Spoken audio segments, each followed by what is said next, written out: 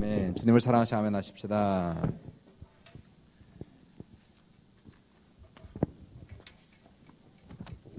네, 한번 서로 인사하십시다. 참 잘 오셨습니다. 성령 충만 받으십시오. 인사합시다. 네, 우리 7월달 성령닷컴 예배 오신 여러분들을 주님의 이름으로 환영합니다. 우리 한번 성경을 같이 한번 읽어 나가도록 하죠. 사도행전 같이 봅니다.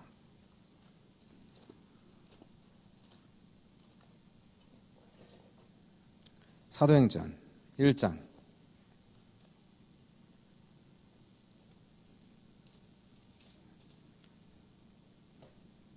1장 4절과 5절 같이 봐요. 1장 4절 5절 사도행전 1장 4절과 5절입니다.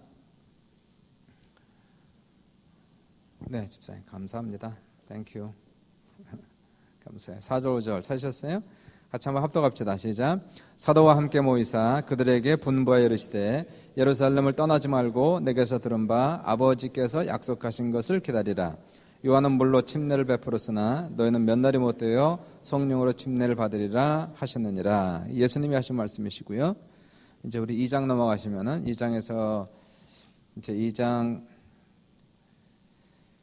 38절 이렇게 보시면 38절 38, 39절 이건 베드로가 하는 얘기입니다. 이제 베드로가 이스라엘 민족에게 말씀하는 겁니다. 38, 39절 같이 읽습니다. 시작. 베드로가 이르되 너희가 회개하여 각각 예수 그리스도 이름으로 세례를 받고 죄 사함을 받으라. 그리하면 성령을 선물로 받으리니 이 약속은 너희와 너희 자녀와 모든 먼데 사람 곧 주 우리 하나님이 얼마든지 부르시는 자들에게 하신 것이라 하고, 요건 이제 베드로가 한 얘기고요. 이제 마지막으로 사도행전 19장을 가시면 이번엔 바울이 하는 얘기가 있습니다.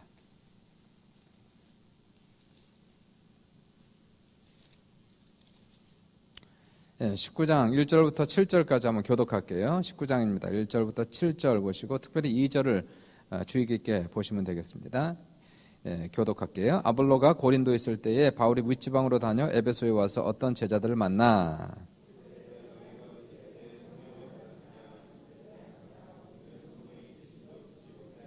바울이 이르되 그러면 너희가 무슨 세를 받았느냐 대답하되 요한의 세례니라.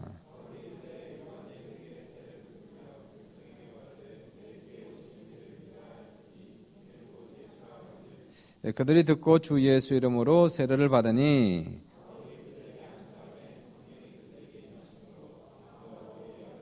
합독할까요? 모두 12사람쯤 되니라. 이건 바울이 한 얘기입니다. 그러면은 여기 예수님이 하신 말씀, 그 다음에 베드로가 하신 말씀, 바울이 하신 말씀, 세 개가 다 공통점이 있죠. 한 가지를 강력하게 부탁하고 명령하는 그 내용이 있는데 그것은 쉽게 얘기하면 성령 받으라는 겁니다. 1장 4절에서 예루살렘을 떠나지 말고 내게 들은 바 아버지 약속하신 것을 기다리라. 너희는 몇 날이 못되어 성령으로 세례를 받으리라. 약속이죠. 성령 세례 받을 때까지 기다리라 이렇게 말씀하시고요. 2장 38절에서는 사도 베드로 가로되 너희가 회개하여 예수 이름으로 세례를 받고 죄사함을 받으라. 그리하면 성령을 선물로 받으리니. 그래서 성령 받을 것을 이렇게 촉구하고 있고요. 19장 2절 가시면은 이 사도 바울이 얘기하기를 너희가 믿을 때에 성령을 받았느냐, 성령을 받았느냐 이렇게 얘기하면서 성령 받을 것을 지금 말씀하는 것을 보게 됩니다. 우리가 가장 성경에서 존경하는 우리 제자들 베드로, 바울이고요. 그리고 사랑하는 주님께서 가장 강력하게 명령했던 것은 성령 충만 받으라, 성령 받으라 이 내용이 되겠습니다. 특별히 오늘 19장을 보시면은 본문에 에베소 지역에 오니까 바울이 에베소 지역에 오죠. 거기 예수 믿는 사람을 만납니다. 제자란 단어가 나와. 어떤 제자들, 이 제자란 단어는 항상 신약 성경에서는 예수를 믿는 사람을 제자라고 불렀어요. 예수 믿는 사람들, 어떤 제자들, 다시 말해서 예수를 믿는 어떤 사람들을 만나는데 이 바울이 묻는 것이 너희가 믿을 때 성령을 받았느냐? 그랬더니 그들의 대답이 아니라 우리는 성령의 계심도 듣지 못하였느니라 이렇게 대답을 해요. 쉽게 얘기하면 교회 안에, 이게 에베소 교회 아닙니까? 12명이 있는 에베소 교회인데 교회 안에 성령에 대해서 전혀 듣지도 못하고 알지도 못하고 신앙생활하는 사람이 있더라는 얘기예요. 뭐 요즘에도 있습니다. 많습니다. 실상 뭐 알긴 알지만 성령, 성삼일체 한 분 그 정도는 알고 있지만은 거의 뭐 성령에 대해서 알지도 못하고 듣지도 못하고 성령의 사역이 무엇인지 성령이 누구신지에 대해서 들어본 적이 없는, 그리고 교회는 그리고 10년, 20년도 다니고 재직도 받고 그런 분들이 있다는 것을 이 성경 속에서 우리가 볼 수가 있게 되는 거죠. 이 책임이 어디 있을까요? 이렇게 성도들이 성령에 대해서 알지도 못하고 듣지도 못하는 이러한 책임은 다 어디 있을까요? 그것은 당연 그 목회자한테 있는 겁니다. 목회자가 가르치질 않으니까, 그러니까 성도들이 듣지 못하는 거죠. 가르쳐야 말을 해야 듣죠. 근데 목회자들이 성령에 대해서 얘기하지 않으면 성도들은 전혀 알지 못한다는 것을 보게 됩니다.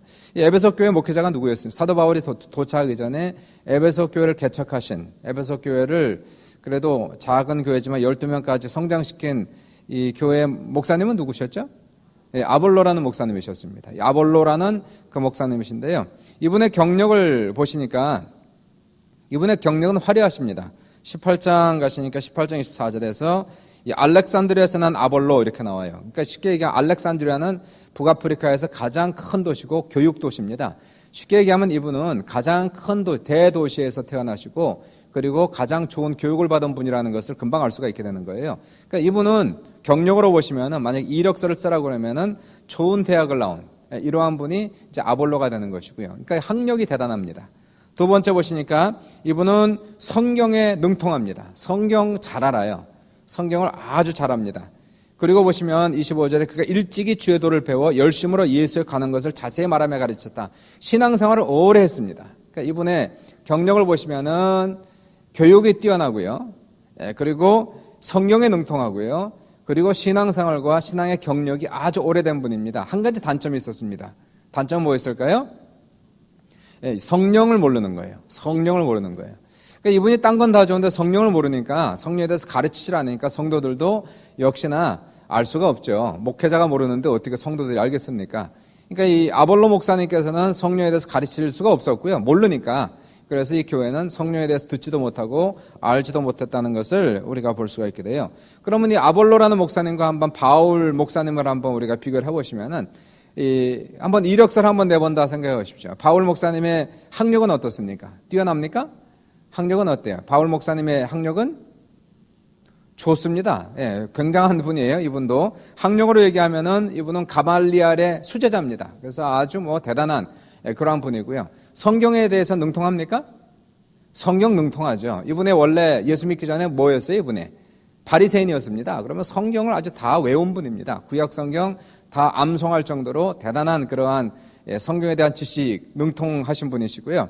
그리고 이분도 역시 신앙 경력이 오래된 분이고요. 태어나면서부터 공회당 다녔을 것이고 오랜 신앙생활을 했는데 아볼로 목사님과 바울 목사님의 차이점이 하나 있다면 아볼로 목사님은 성령에 대해서 듣지도 못하고 알지도 못했는데 바울 목사님은 이분은 성령에 대해서 너무나 잘하는 거예요. 그래서 뒷부분을 보시니까 이분이 안수를 하니까 어떻게 됩니까? 이 아볼로 밑에서 신앙생활을 했던 이 사람들에게 안수를 하니까 이 사람들이 다 방언을 하고 예언도 하니 12사람쯤 되니라 이렇게 얘기하고 있는 겁니다. 그러니까 이 바울 목사님의 특징은 다른 것보다도요. 다른 학력, 교육 이런 것도 뛰어나지만 특별히 바울 목사님에게 있어서 가장 강력했던 것은 성령의 능력이었어요. 사도 바울께서 고린도 전서에도 말씀하신 하나님의 나라는 뭐에 있는 게 아니라고요? 말에 있는 것이 아니라 뭐에 있다고요? 능력이 왜 이렇게 대답이 없습니까? 말에 있는 것이 아니라 뭐에 있다고요? 능력이 있다고 그러잖아요. 능력이 있느니라. 그래서 사도 바울이 말을 못해서가 아니고요. 이분이 언변이 부족해서가 아니고 이분의 편지를 한번 쭉 읽어보십시오. 대단합니다. 이분의 편지는 엄청난 편지들을 쓰신 분인데 그러나 그분은 이러한 언변이나 이러한 자기의 지식에 의존하지 아니하고 오직 성령께 의존하면서 사역을 하신 분인 것을 우리가 볼 수가 있게 돼요. 그러니까 이분이 안수하면 다 성령 받는 겁니다. 방언도 하고 예언도 하고 그리고 우리가 읽지 않았지만 11절 보시면은 하나님께서 바울의 손으로 놀라운 능력을 행하게 하셨다 그래요. 심지어 사람들이 바울의 몸에서 손수건이나 앞치마를 가져다가 병든 사람에게 얹으면 그 병이 떠나고 악기도 떠나더라. 병 고쳤고요. 귀신을 쫓아내. 전부 다 무엇으로? 성령의 능력으로 이 사역을 감당했던 것을 우리가 보게 됩니다. 그러니까 누가 더 나은 겁니까? 아볼로가 낫습니까? 아니면 바울이 낫습니까? 당연히 바울이 낫죠. 이 경력으로 봐도 다 똑같잖아요. 교육도 떨어지지 않죠. 성경에도 능통하죠. 그리고 또한 신앙 경력도 뛰어나죠. 그러나 아볼로는 성령을 알지 못했지만 바울은 성령을 알았다는 거예요. 자, 그럼 한번 베드로하고 한번 비교를 해봅시다.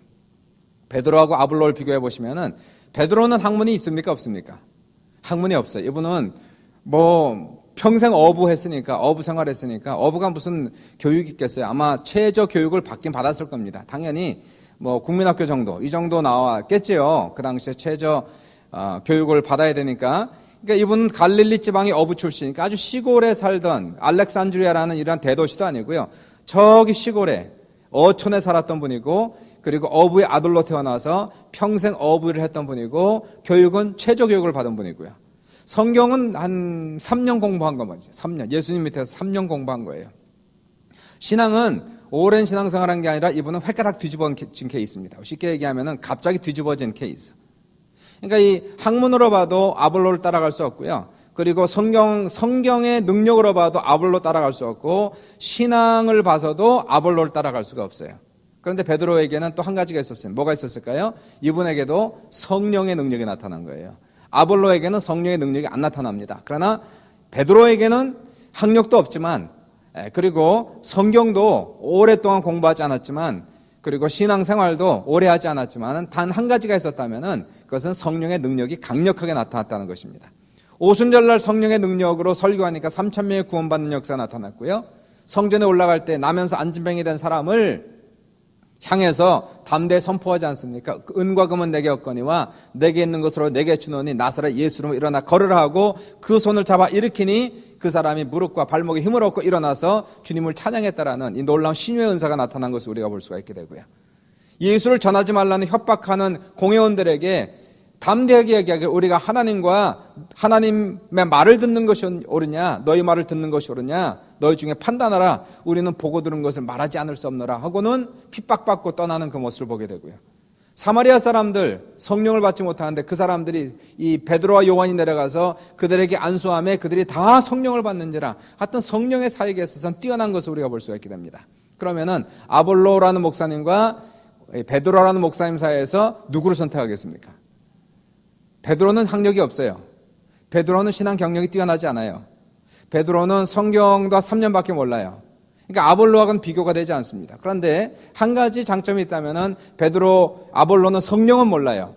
베드로는 성령의 능력이 나타납니다. 누구를 선택하시겠습니까? 목사님을 선택한다면, 제 후임을 선택한다면 누구를 선택하시겠어요? 예? 네, 베드로를 선택해 옳은데요. 그런데 말만 그렇게 하고 다 아볼로 선택합니다. 교회에서는 아볼로 다 선택해요. 왜냐하면은 보시면 성령 이제 이렇게 막 화가닥 뒤집어진 사람은 뭐가 능력이 나타나긴 하는데 이게 믿을 수가 없는 거야. 이런 사람들은. 그리고 나중에 이제 예를 들어서 이제 만약에 목회자가 나가게 되면은 교회가 사이즈가 되면은 이제 이력서를 다 내거든요. 요즘엔 뭐 그냥 사람 뽑지 않습니다. 이력서 내라 그러면 20명, 30명 이렇게 냅니다. 뭐 조그만 교회도 그 정도로 지금 많이. 그러면 이력서에 뭐부터 봅니까? 학력이 어떻게 되느냐, 이거부터 보는 거예요. 교회는 학력이, 교육 수준이 지금 대학을 나왔느냐, MD를 나왔느냐, 뭐 아니면은 박사과정을 했느냐, 어느 대학을 나왔느냐, 이거 먼저 보고요. 이 사람의 경력이 어떠냐, 이거 보고, 그리고 뭐 성령의 능력은 아예 경력 이력서에 들어가지도 않습니다. 이력서에 나는 뭐 어떻게 사역해서 신유은사 이런 거 별로 쓰지 않아요. 거의 대부분 보시면은 이력서에는 교육과 그다음 어느 교회에서 몇 년 했고 어느 교회에서 몇 년 했고. 그러니까 사실 베드로 같은 사람은 쓰라고 그러면 쓸 게 아무것도 없는. 전 국민학교 졸업했습니다. 뭐 이렇게 쓰고요. 그다음에 경력도 별로 없고 단지 나한테는 성령의 능력이 강력합니다. 이렇게 쓰면은 아예 그 사람은 그 서류 심사에서 떨어집니다. 이렇게 떨어지는 것을 보게. 이게 현실이라는 거예요. 실상은 우리는 성령의 능력이 있는 사람을 더욱 선호한다라고 얘기하지만은 실질적으로 딱 열어보면은 요즘은 그런 것이 아니고 아볼로를 훨씬 더 선호하는 현재 교회를 우리가 볼 수가 있게 돼요. 한번 한국 교회를 보십시오. 한국 교회 한 20년, 30년 전만 해도 지금 이제 기성교회로 물러나는 이 목사님들, 대형교회 목사님이라든가 뭐 아니면은 기도원에서 기라성 같은 그런 목사님들은 전부 다 무슨 사역을 하셨어요? 다 성령 사역하신 분들이에요, 이분들은. 기도원 사역 다 성령 사역입니다. 기도 사역, 성령 사역, 신유 사역, 능력 사역으로 기도원을 다 크게 하신 분이시고, 그리고 대형 교회들 보시면은 거기엔 전부 다 카리스마의 강력한 성령의 능력이 나타나는 분들인데 지금 그분들이 다 물러나고 있어요. 지금 뭐 나이가 70이 넘으니까 물러나야지 당연히. 물러났어요. 지금 후임을 구하고 있습니다. 후임은 지금 어떤 사람을 구하고 있나요? 성령의 능력이 나타난 사람을 구합니까? 아닙니다. 지금 다 보세요. 누구를 구하고 있습니까? 안정된 사람들을 다 구하는 거예요. 외국에서 공부한 사람들, 그래서 PhD가 있는 사람들, 그리고 경력이 뛰어난 사람, 이런 사람들을 뽑아서 그 대형교회를 맡깁니다. 중형교회를 맡깁니다. 왜냐하면 그분들이 원하는 건 뭐예요? 이 큰 교회 흔들지 말고 그냥 안정대에 가도록 하는 거예요. 안정대에. 뭐 나쁜 건 아니겠죠. 이러한 것들이. 교회가 안정대에 가는 것이 나쁘지 않겠지만은 우리가 조심스럽게 다시 한번 봐야 되는 것이 과연 성령의 사역에 강력했던 한국교회가 지금은 자꾸 안정을 추구하는 그런 시대가 아닌가, 이게 염려가 될 수밖에 없다는 것을 우리가 지금 생각을 좀 해야 되는 겁니다. 사람들이 성령의 능력을 생각하면 아니 성령만 받으면 다냐 이렇게 얘기해요. 성령만 받으면 다냐, 뭐 성령 받고 뒤집어지고 뭐 방언하고 그래놓고서 뭐 그냥 별 볼 일 없는 사람들, 뭐 이런 거 이제 보고 성령 받아봐야 별 볼 일 없다 이런 얘기를 하는 사람들이 간혹 있긴 있습니다. 성령 받으면 다냐? 답니까? 성령 받으면 답니까? 다가 아니죠. 시작이지, 시작. 그게 성령 받는 게 어떻게 답니까? 어떻게 성령 받는 게 끝이에요? 성령 받는 건 시작이지. 그럼 거꾸로 얘기하면 뭐예요? 아직 교회 다니면서 10년, 20년을 해도 시작도 못한 사람들이 엄청나게 많단 말이에요. 시작도 못한 사람들. 성령의 능력을 받고 은혜를 받고 성령이 주시는 그러한 은혜를 깨달아야 신앙생활을 시작하는 것인데, 대부분의 신앙생활이 그것이 아니라 자기 의를 쌓는 그러한 자기의 노력과 자기 열심으로만 신앙생활하는 그러한 사람들도 허다하게 많다는 것을 우리가 성경 속에서 볼 수 있는 거예요. 예수님 한번 보십시오. 예수님께서는 죄가 없이 태어나셨어요. 동정녀 마리아 탄생입니다. 성령으로 잉태하셨고, 그리고 성령의 능력 가운데서 그분이 탄생을 하셨어요. 30년 동안 죄가 없이 사셨습니다. 신앙생활이요 퍼펙트하게 하셨어요. 이분에게는 정말 한 점, 5점이 없는 그러한 신앙생활을 하신 분이에요. 자, 그런데 이분이 나중에 보시면 사역하기 전에 3년 공생을 시작을 하기 전에 이분이 가신 곳이 어디입니까? 요단강을 내려가시지 않습니까? 거기서 세례요한에게 침례를 받아요. 먼저 침례를 받고 나서 그분이 물 위에서 올라오실 때 하늘이 열리면서 하나님의 음성이 나서 가로되, 그런 얘기하지 않습니까? 하나님의 음성이 나서 뭐라고 그럽니까? 이는 내 사랑하는 아들이요 내 기뻐하는 자라 하시면서 하늘로부터 성령이 무엇처럼 임하십니까? 비둘기처럼 임재하시면서 거기에 성령 충만을 받는 사건을 우리가 보게 돼요. 그 사건 이후로 요한복음을 보시면 하나님께서는 예수에게 성령을 무한하게 주셨답니다. 한량 없이 주셨대요. 예수님은 성령님을 한량 없이 받으셨다는 얘기예요. 아니, 성령으로 잉태하신 분이거든요. 성령으로 탄생하신 분이거든요. 근데 뭐가 부족해서 그분이 사역을 시작하기 전에 또 침례를 받으시면서 하나님의 성령의 그 후에 임재하시고 성령을 한량 없이 받으셨을까요? 그러니까 그분의 사역의 시작은 어디서부터 시작하고 있느냐 하면 성령 충만으로 사역이 시작되고 있다는 것을 우리가 볼 수가 있게 되는 거예요. 하물며 예수님처럼 오점도 없고 죄악도 없는 그런 분도 성령세를 받고 나서부터 사역을 시작하셨다. 하물며 우리 같은 인간이야말로 신앙생활도 제대로 하지 못하는 우리야말로 얼마나 더 많은 성령의 충만하심이 필요한가 하는 것을 간접적으로 보여주는 그런 것임을 우리가 볼 수가 있게 되는 것이에요. 성령 충만 받았다고 답니까? 다가 아니고 끝이 아니고요. 본격적으로 시작하는 것이 성령 충만의 시작인 것을 우리가 보게 되는 겁니다. 성령 충만은 왜 받습니까? 그것은 성령은 우리를 도와주시기 위해서 오시는 영이시거든요. 성령이라는 분은 보혜사 성령, 파라클라이토스라는 것은 하나님께서 예수를 믿는 사람들을 위해서 보내주신 분입니다. 그래서 우리 옆에 계신 분, 우리 안에 계신 분, 왜요? 우리를 도와주라고. 혼자는 못하니까, 불가능하니까, 신앙생활 혼자 안 되니까 우리를 도와주라고 보내신 분, 사역 절대로 안 되니까 우리의 사역을 도와주라고 보내신 분, 그분이 성령님이시거든요.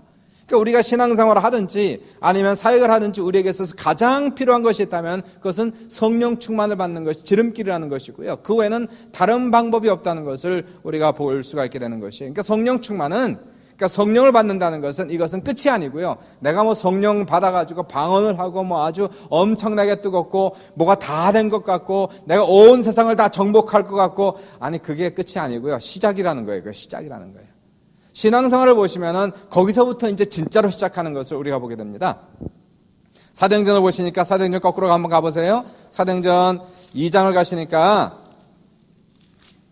2장 보세요. 2장 1절 보시니까 여기에서 120문도가 성령 세를 받는 그 오순절 날에 엄청난 사건이 여기서 나오게 됩니다. 오순절 날이 이미 이름에 2장 1절이에요. 그들이 다 같이 한 곳에 모였더니 호련히 하늘로부터 급하고 강한 바람 같은 소리가 있어 그들이 앉은 온 집에 가득하며 마치 불의 혀처럼 갈라지는 것들이 그들에게 보여 각 사람 위에 하나씩 임하였더니 그들이 다 성령의 충만을 받고 성령의 말하게 하심을 따라 다른 언어들로 말하기를 시작하니라. 엄청난 역사죠. 120명이 다 불같은 성령을 받았으니까, 바람 같은 성령을 받고 이 사람들이 다 성령에 충만해서 성령의 말하게 하심을 따라 방언으로 말하기 시작했으니까요. 이 여기서 말하는 이 방언이요, 신구약을 통틀어서 처음 있는 사건입니다. 처음으로 방언하는 사건. 그것도 한두 명도 아니고, 여러분 한 명이 방언, 여러분 처음에 방언할 때 기억나십니까? 얼마나 뜨거웠어요? 얼마나 충만했어요? 얼마나 대단했습니까? 한 사람이 성령 충만을 받아서 방언을 하고 대단한 그러한 영적 이 어떠한 능력이 나타나는데, 여기 120명이 한꺼번에 성령을 처음으로 받아가지고 방언한다. 이건 아주 엄청난 그러한 불같은 그러한 집이 되는 것을 우리가 보게 됩니다. 그럼 이게 다 된 겁니까? 끝입니까? 여기가? 이 사람들 신앙이 완전해진 겁니까? 그것이 아니고 2장을 가시니까 이분들의 신앙생활 한번 보세요. 42절 보시니까 42절 보시니까 2장에 이제 성령 세례, 성령 충만을 받은 사람들이 신앙이 이제 진짜로 시작되는 거예요. 그들이 사도의 가르침을 받아 서로 교제하고 떡을 떼며 오로지 기도하기를 힘쓰니라, 이렇게 나오고 있어요. 성령을 받은 사람들의 신앙생활이 이렇게 뜨겁다는 것입니다. 성령 받은 사람들. 그리고 46절 보시니까 이 사람들이 날마다 마음을 같이하여 성전에 모이기를 힘쓰고 집에서 떡을 떼며 기쁨과 순전한 마음으로 음식을 먹고 하나님을 찬미하며 또 온 백성에게 칭송을 받으니 주께서 구원받는 사람을 날마다 더하게 하시니라. 이게 진짜 교회 모습이죠. 기도하는 교회, 오로지 기도에 힘쓰니라. 어디에 힘썼다고요? 기도에 힘썼다는 거예요. 오로지, 다시 따라해 보십시오. 오로지 기도에 힘쓰니라. 오로지 기도에 힘썼던 교회. 성령 받고 나서 이 사람들이 힘쓴 게 뭐예요? 기도하는 데 힘썼다는 거예요. 기도하기에 힘썼다는 겁니다. 성령 받기 전에도 그토록 기도하더니 성령 받고 나서 이 사람들이 계속하여 부르짖고 기도하는 모습, 성령 충만한 모습. 결국은 뭡니까? 결국은 성령 충만하여 전도하여 영혼을 구원하고 있는 그 교회 모습을 우리가 보게 되는 거예요. 이것이 바로 성령 충만, 성령세를 받고 나서 일어나는 교회의 모습인 것을 우리가 보게 되고, 신앙의 참 모습인 것을 우리가 볼 수가 있게 되는 겁니다. 그러니까 성령 세례 받기 전과 성령 세례 받기 이후의 생활을 가만 보시면서요, 우리가 성령 충만 받으면 다 된 것 같지만 그것이 절대로 아니고, 그때부터 진짜 교회 생활, 진짜 신앙 생활 시작되는 것을 우리가 볼 수가 있게 됩니다. 19장 넘어가 보십시오. 사도행전 19장에서 아까 2절 보죠. 너희가 믿을 때 성령 받았느냐 이르되 우리는 성령의 계심도 듣지 못하였느니라. 그래서 5절 보시니까 그들이 듣고 주 예수 이름으로 세례를 받으니, 6절에 바울이 그들에게 안수함에 성령이 그들에게 임하심으로 방언도 하고 예언도 하니 모두 12사람쯤 되니라. 그래서 12사람이 여기서 이 에베소의 교회에 있었던 12명의 교인이 다 성령으로 세례를 받게 돼요. 그리고 방언을 하고 예언하고 능력을 받게 되고 권능을 받게 되고 하나님의 새로운 그러한 세계 속으로 이 사람들이 들어가는 것을 보게. 그럼 끝났습니까? 이제 뭐 성령 세례 받았으니까 이제 괜찮다. 그것이 아니고요. 진짜가 여기서부터 시작된다는 거예요. 진짜로 보십시오. 여기서 가만 보시니까 9절 보시니까요. 그러고 나서 12사람 데리고 어떻게 하나 보세요. 사도 바울이 어떤 사람들은 마음이 굳어 순종치 않고 무리 앞에서 이도를 비방하거늘 바울이 그들을 떠나 제자들을 따로 세우고, 이 제자들이 무슨 제자입니까? 제자들을 따로 세우고. 어떤 제자들이에요? 네? 성령 받은 12명의 제자를 얘기하는 겁니다. 이 사람들이 성령 받은 12명의 제자들을 따로 세우고 두란노 서원에서 날마다 강론하시나. 이것은 뭐예요? 성경 공부 매일 했고 제자 훈련 매일 했다는 거예요. 12명 데리고 성령 세례 받은 12명을 데리고 성경 공부 들어갔고 제자 훈련을 들어갔더니 10절에 두 해 동안 이같이 하니 아시아에 사는 자는 유대인이나 헬라인이나 다 주의 말씀을 듣더라. 누굴 통해서? 바로 이 제자들을 통해서 복음이 아시아 전역에 전파됐다는 것을 우리가 볼 수가 있게 되는 거예요. 자, 예수님께서 12명의 제자를 데리고 다니셨어요. 여기도 12명인데 예수님도 12명의 제자를 데리고 다니셨어요. 열매로 볼 때에는 사도 바울의 열매가 훨씬 큽니다. 예수님의 열매보다. 놀랍지 않습니까? 예수님은 12명을 데리고 다니면서요, 그 사람들 3년 동안 매일 같이 먹고 자고 그리고 가르치고 보여주고 그리고 내보내고 이 사역을 끊임없이 했어요. 끊임없이 했는데도 이 사람들이 성령을 받지 못하니까, 12명의 제자들이 성령을 받지 못하니까 깨달음이 더디고 변화되는 것이 너무나 더딘 거예요. 그러니까 성령을 받지 않은 사람을 제자 훈련하면 더딥니다. 너무 더뎌요. 깨닫는 것도 더디고 변화되는 것도 더디고 자라나는 것도 더디고, 그러니까 가르치는 사람은 답답한 겁니다. 답답해요. 그래서 예수님께서도 얼마나 답답했는지 마태복음 17장 17절에서 제자들 데리고 다녀도요, 이게 뭐 변하는 것 같으면 또 옛날 모습 그대로 돌아오는 이 모습을 통해서 예수님께서 통탄을 하시면서 했던 말씀이 믿음이 없고 패역한 세대여, 내가 얼마나 너희와 함께 있으며 얼마나 너희에게 참으리요. 누구에게 한 얘기예요? 제자들에게 한 얘기예요. 답답한 거예요. 너무 답답해. 야, 정말 답답하다. 얼마나 참고 얼마나 너희와 함께 있겠느냐. 그러면서 누가복음을 보시니까 이 말씀이 나갑니다. 12장 49절 50절에 내가 불을 땅에 던지러 왔노니 이 불이 이미 붙었으면 내가 무엇을 원하리요? 나는 받을 세례가 있으니 이것이 이루어지기까지는 나의 답답함이 어떠하겠느냐, 이렇게 말씀하고 있어요. 이게 무슨 뜻일까요? 주님이 받을 세례라는 것은 이거 주님의 죽음을 얘기하는 것이거든요. 본인이 죽어야 된다는 얘기예요. 내가 죽어야 성령이 오신다는 얘기 아니겠습니까? 내가 죽어야 성령이 오시는 것이고, 그리고 하늘에서 불이 떨어지는 것인데, 이 불이 붙었으면 내가 무엇을 원하리요? 그러나 그때까지 얼마나 내가 답답하겠느냐, 지금 이렇게 한탄하는 그런 모습을 보게 돼요. 그러니까 예수님도 12명의 제자 달리고 다니면서 잘할 땐 잘했는데 제자들이 참 이게 속도가 느린 거예요. 깨닫는 속도도 느리고 자라가는 속도도 느리고 사역하는 속도도 느리고 봉사하는 속도도 느리고 10년을 가르쳐도 그 모양 그대로란 얘기예요. 좀 되는 것 같으면 또 시험 들고 자빠지고, 좀 되는 것 같으면 또 원삭대로 돌아가 세상으로, 야, 이거 언제까지 너희들 가르치겠느냐, 지금 그렇게 얘기하는 것이거든요. 이 3년을 가르쳤습니다. 그렇게 3년을. 근데 사도 바울을 보세요. 아니, 사도 바울이 예수님에 비해서 더 나은 사람입니까? 못한 사람입니까? 너무 질문이 어려운가? 사도 바울이 예수님보다 더 나은 사람이에요? 못한 사람이에요? 못한 사람이죠. 예수님하고 어떻게 비교를 해요? 예수님은 하나님의 아들이시고 성령으로 잉태하시고 성령으로 탄생하시고 죄가 없이 사신 분인데, 사도 바울 나중에 사도가 됐지 그 사람이 무슨 사도입니까? 옛날에 스데반을 돌로 쳐서 죽이고요, 예수 믿는 사람들 핍박하고 잔해하고 교회를 그냥 풍지박살 만들고 그러다가 횟가락 뒤집어진 사람, 얼마나 죄가 많아요. 사도 바울은 자기 스스로 가리켜서 죄인 중에 괴수라고 얘기하고 있으니까 자기는 예수님 하면은 아예 저 하늘과 땅 차이입니다. 인간적으로 볼 때 하늘과 땅 차이인데 사역적으로 볼 때는 예수님보다 훨씬 더 사역의 능력이 많았다는 얘기예요. 여기 보시니까 예수님은 12명을 데리고 다니고 3년을 데리고 다녔는데 결과는 뭐예요? 12명 다 예수님 배반하고 도망가는 것이에요. 사도 바울 보세요. 12명 지금 데리고 왔습니다. 에베소 교인들에게 안수했더니 이 사람들이 성령을 받고 예언을 했어요. 끝나지 않았습니다. 시작이에요, 그때부터가. 그리고 2년 동안 두란노 서원에서 매일같이 성경을 강론하고 매일같이 제자 훈련하고 매일같이 성경 공부를 시켰더니 이 제자들 통해서 아시아에 사는 모든 사람들이 하나님의 말씀을 들었다라고 성경은 얘기하고 있으니까, 인간적으로 볼 때는 예수님과 사도 바울의 차이는 하늘과 땅 차이지만은 사역적으로 볼 때는 그 열매는 예수님보다 더 컸다는 것을 우리가 보게 돼요. 아니, 어떻게 그런 일이 있을 수 있습니까? 예수님이 예언하셨습니다, 이미. 요한복음 16장을 보시니까 예수님께서 제자들을 부르시고 하셨던 말씀이, 내가 진실로 진실로 너희에게 이르노니 나를 믿는 자는 내가 한 일을 할 것이요 나보다 더 큰 일을 하리니 이는 내가 어떻게 해요? 아버지께로 감이니라. 무슨 뜻입니까? 나를 믿는 자는 내가 한 일을 할 것이요 나보다 더 큰 일을 할 것인데, 그 이유는 내가 아버지께로 갈 것임이라. 아버지께로 간다는 건 뭘 지금 얘기하고 있는 거예요? 올라가서 아버지로부터 성령을 받아서 믿는 사람들에게 성령을 부어주시겠다고 얘기하는 것이거든요. 그러니까 예수님보다 더 큰 일을 한다는 것은 예수님의 사역보다 더 열매가 크다는 것을 지금 얘기하고 있는데, 오늘 본문을 보시면 사도 바울의 사역이 예수님의 사역보다 열매가 더 큰 모습처럼 보이는 것은 어찐 까닭일까요? 그것은 예수님은 제자들 데리고 다니면서 3년 동안 성령을 받지 못한 제자들, 받을 수가 없는, 아직 성령이 오시지 않으니까요, 성령을 받을 수가 없어요. 그러니까 성령을 받지 못한 제자들 데리고 마치 그냥 맨 땅에 헤딩하듯이, 마른 땅을 개간하듯이 무지무지하게 힘든 겁니다. 그러나 사도 바울은 사역에 요령이 있어가지고 그런 사람들은 안 하고요, 우선은 먼저 하여간 성령 충만 받게 하는 거예요. 성령으로 깨지게 하는 거예요.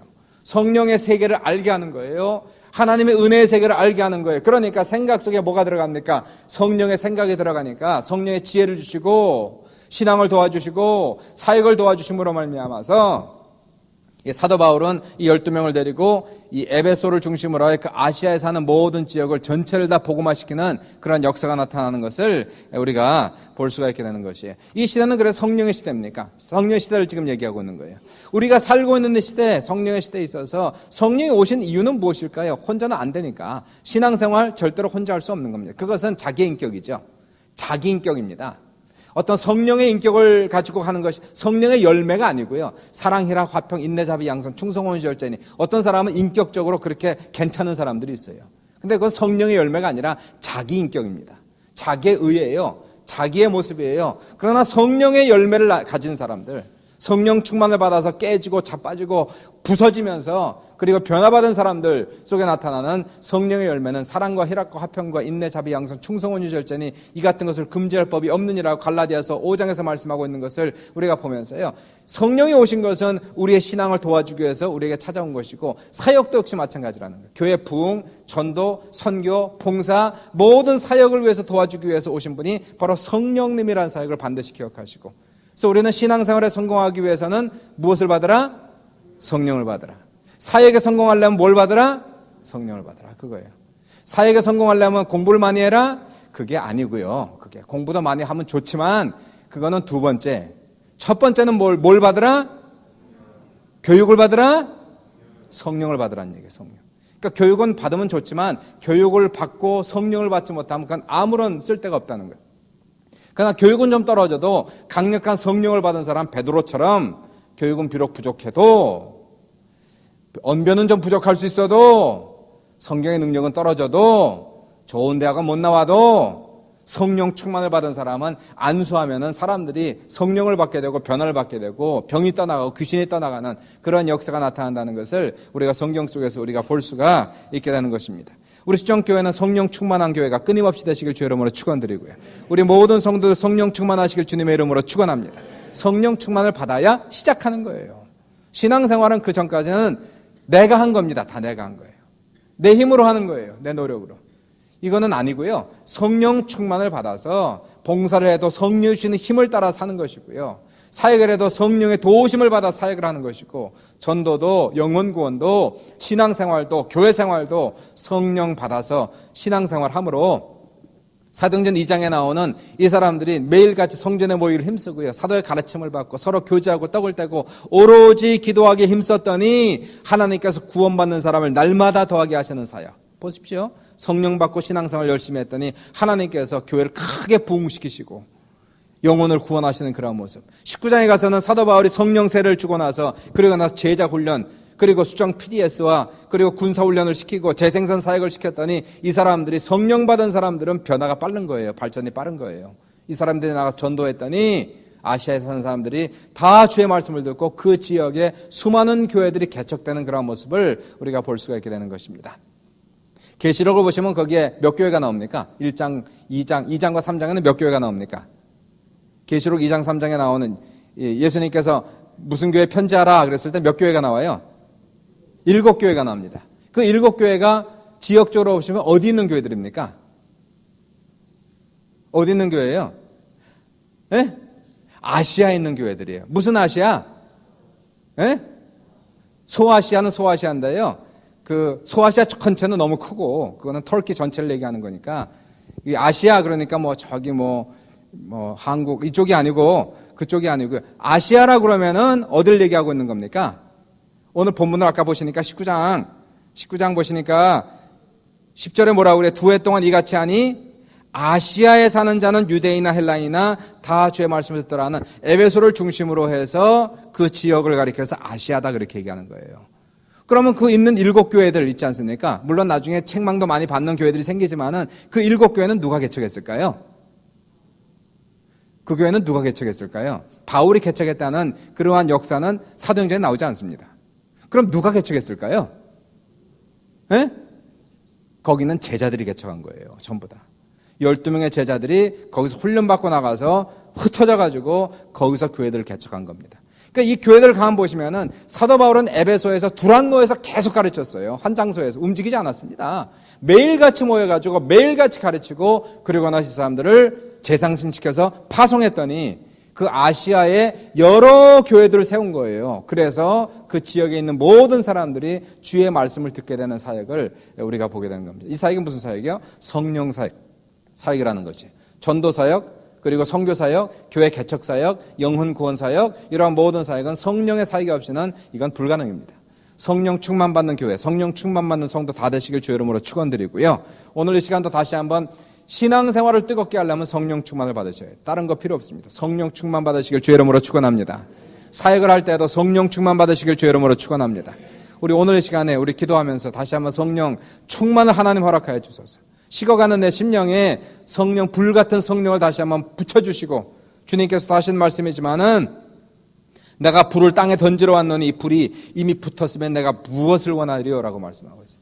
주님께서 불을 던지셔서 우리의 마음속에 불이 붙기를 간절히 소원하고요. 성령의 불이 붙기를, 전도의 불이 붙기를, 기도의 불이 붙기를 간절히 소원하고, 사랑의 불이 붙기를, 거룩한 성령의 불이 붙어서 우리의 힘이 아닌 성령의 능력으로 귀한 교회와 우리의 사역과 우리의 신앙을 잘 이끌어 나갈 수 있는 귀한 우리 모든 성도들 되시기를 다시 한번 주님의 이름으로 축원합니다. 주의 이름으로 축원합니다. 오늘 이 저녁 시간에 아직도 성령 충만, 성령 받지 못한 분들은 성령 받기 위해서 간절히 기도하시고요. 성령 받으신 분들은 신앙생활을 계속해서 끊임없이 나가야 됩니다. 매일같이 모여서 기도하고, 그리고 교제하고 하나님 말씀을 배우는데 힘쓰고 했을 때에 우리의 신앙이 자라가고, 그리고 사역의 열매가 그 속에서 나오는 것을 우리가 볼 수가 있게 되는 겁니다.